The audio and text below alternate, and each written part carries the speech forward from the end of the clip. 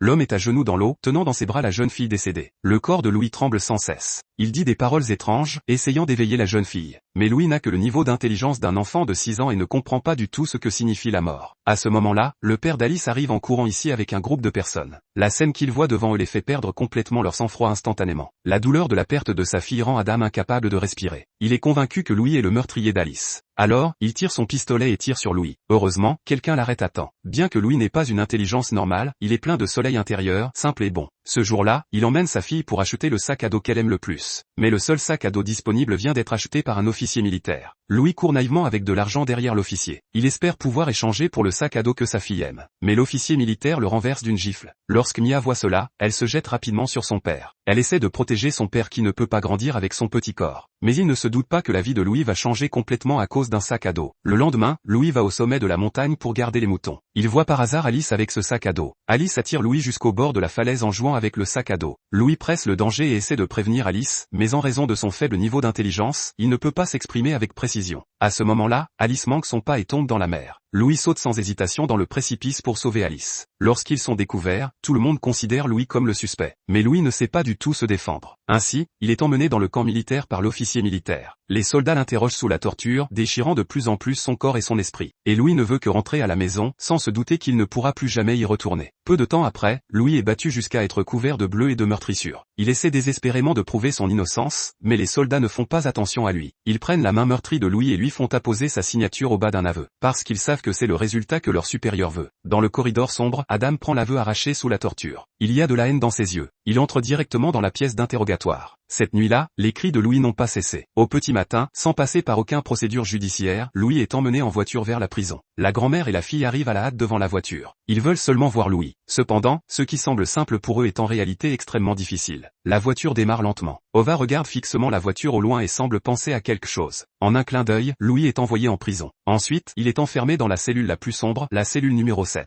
Il y a tout type de prisonniers ici, et le chef de cellule est le chef d'un gang de malfaiteurs. La porte de la cellule s'ouvre. Louis s'approche timidement de son lit. Léon est curieux de ce Louis maladroit qu'il voit. Alors, il demande au gardien de prison quel crime Louis a commis. Ensuite, il y a de l'incrédulité dans les yeux de Léon. Il raconte à ses camarades de cellule ce qu'il a entendu. Et cette nouvelle allume la colère dans le cœur de chacun d'eux. Aux yeux d'eux, tuer une petite fille est une faute impardonnable. Alors, lorsque Louis est endormi, ils agissent. Ils couvrent la tête de Louis et le conduisent dans les toilettes sombres. Les camarades de cellule se jettent sur lui et le frappent de coups de poing et de pied. Le pauvre Louis est si gravement blessé qu'il est envoyé à l'infirmerie. Il a plusieurs fractures dans tout son corps. Le médecin s'émerveille que Louis soit encore en vie, c'est un miracle.